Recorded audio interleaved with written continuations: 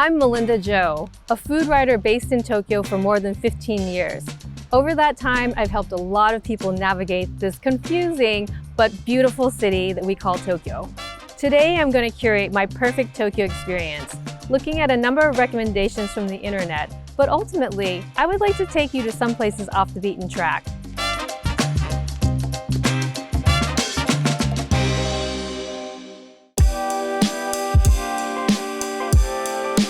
When you come to Tokyo, of course you have to eat sushi. Tokyo is the birthplace of nigiri sushi, which is the kind of sushi that we all know and love. We have so many options here in Tokyo, from your cheap eats standing sushi or the kaiten sushi, which is the revolving sushi bar, to the little neighborhood run mom and pop style sushi restaurants, and of course, the high-end omakase-style sushi restaurants. When you're looking for sushi in Tokyo, you're gonna see a ton of recommendations, especially concentrated around Tsukiji, where the old fish market was. So one of the main ones will be Sushi Zanmai, which is of course a very solid chain. My recommendation is Sushi Karawaki in Ginza. It's a relatively newly opened space, and the reason I love it is that it's traditional style but with innovation, and you have a very, very charming sushi chef that makes you feel very comfortable.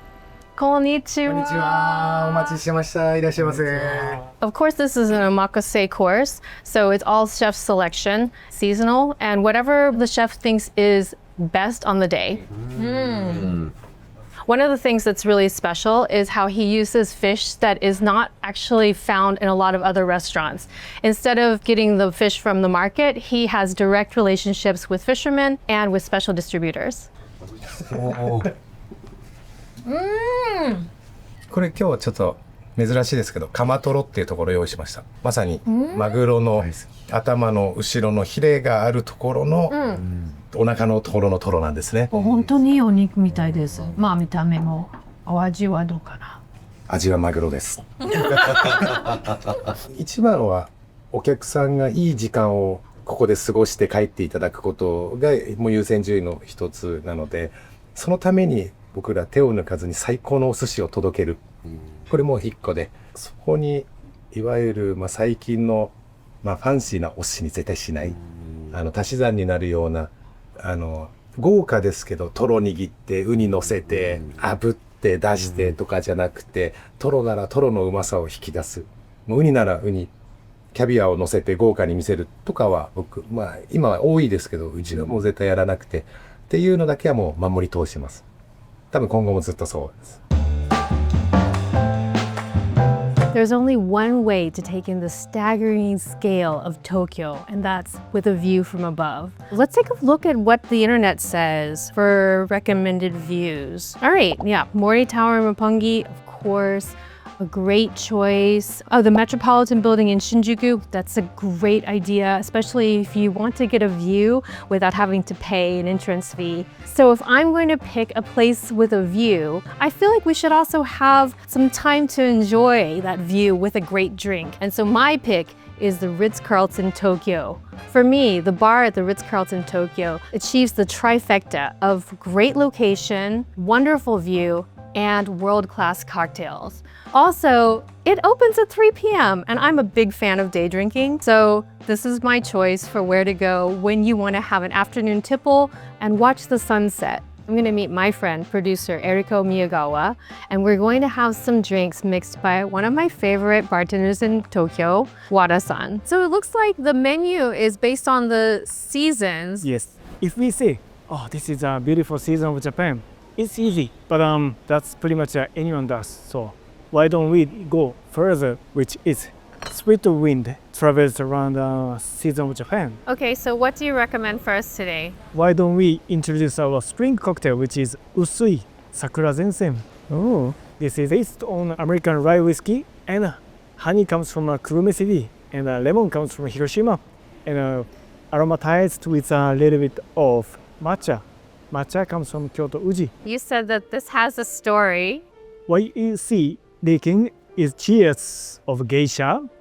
Isn't that so cool? That's so cool. Drink. Comes in waves. Right? Yeah.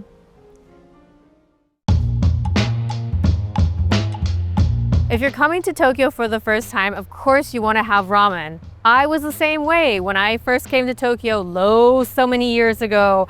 I had ramen all the time. It was such an easy way to go get something that was delicious and filling and great for just one person. There are so many great places to choose from. Let's see what the internet says. We have Ramen Ichiran, the Shin Yokohama Ramen Museum, also Ramen Street in Tokyo Station. Actually, these are all great choices. Shin Yokohama Ramen Museum is so much fun, actually. It's like going to the Disneyland of ramen. The Ramen Street in Tokyo Station is also a really good way to see what's going on in the ramen scene today, all in one place. What I really recommend is an experience that you can have only in Tokyo, and that's why I want to take you to Ginza Hachigo. こんばんは。いらっしゃいませ。よろしくお願いいたします。よろしくお願いします。ありがとうございます。おすすめの中華そばをお願いいたします。ラディオリグルマンディーズといそうなんですか。中華そば。フォアグラが入ってるやつです。はい。わかりました。ホテルでフランス料理でブランシェフまでやらさせていただいていたので、まあ一応区切りみたいな形で違う料理をチャレンジしたかったというところで、こういうラーメンみたいなカジュアルというか普通の日常の本当に日本人の子供の時から食べてた一つの料理でありまして、でそれをフレンチの方から違う方向で見てみてそういう新しいラーメンを作ることができないかなと思いまして、この銀座の8号でそういう思いで再現いうかやってみました。お待たせいたしました。ラビオリグルマンデイズ中華そばです。美味しそうですね。ありがとうございます。ちょっとコンソメに近いな、味の深さ感じます。はい。コンソメをイメージして作りました。ああ、そうですね。The balance is really important, and that's what I'm finding in this bowl of ramen. You have the texture of the noodles, which is both delicate and pliant and with enough chew to make you feel like you're really eating noodles, but you see that they are thin so that they don't feel too overpowering. There's not a trace of heaviness in this for me at all. It's really the natural flavor of the ingredients coming through. Well, of course, Kyoto is the capital of temples in Japan, but in Tokyo, we also have a lot of cool temples to visit. So let's take a look at what the recommended ones are. The very first one that comes up is, of course, Sensoji in Asakusa. And it is a beautiful temple. It is iconic. It is huge. And if you need to get your Instagram moment, then of course, I think you should go there. But I recommend for a really unique experience right here in the middle of Tokyo, Fukugawa Fudo-do.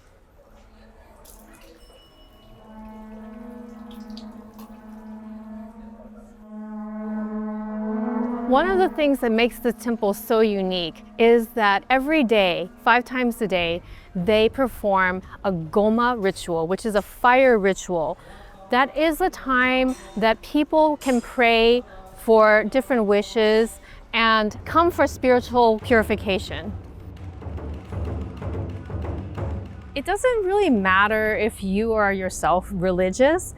It's just more you get a sense of how these institutions are still very much a part of people's lives here.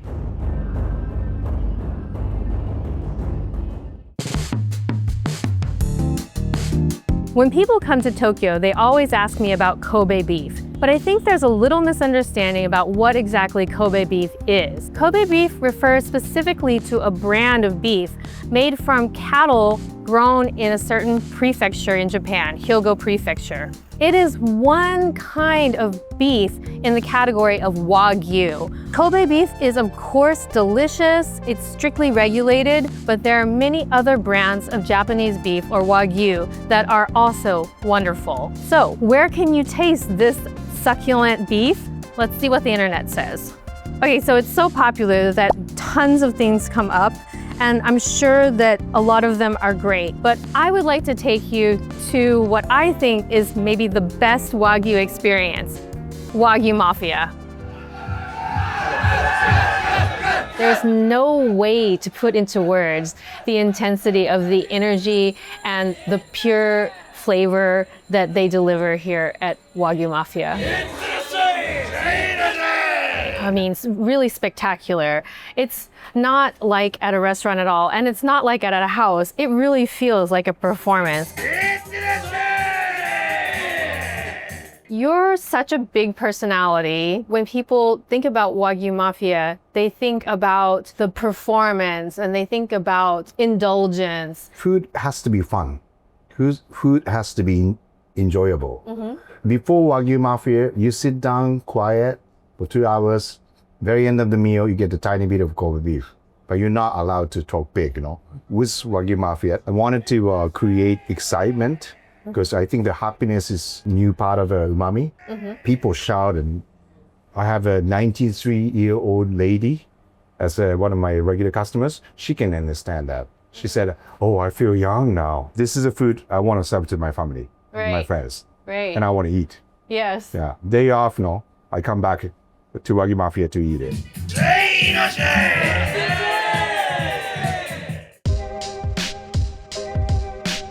Tokyo's drinking culture and its bar scene is legendary, not only for the precision and craft of bartenders at high-end cocktail bars, but also for the sheer breadth and variety of the drinking establishments that we have here. We have lively izakayas where you can get a cheap and easy drink. We have bars that are standing room only where you can drop in to say hi and have a beer. And then we have experiences that you can only find here in Tokyo. I'm gonna take you to a one-of-a-kind place called Twilo. The best way to describe it is that it's a kind of food truck meets high-end cocktail bar that moves around the city in a different place every night. こんばんは。こんばんは。とても素敵ですね。ありがとうございます。今日あるのはカルバドス、ロース、あとはラムラムと毒薬の3つ。毒薬？毒薬。I'm gonna drink poison. ちょっとアブセントみたいですね。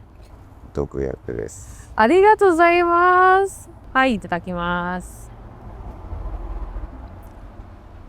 美味しいです。よし。はい。よかったです。はい。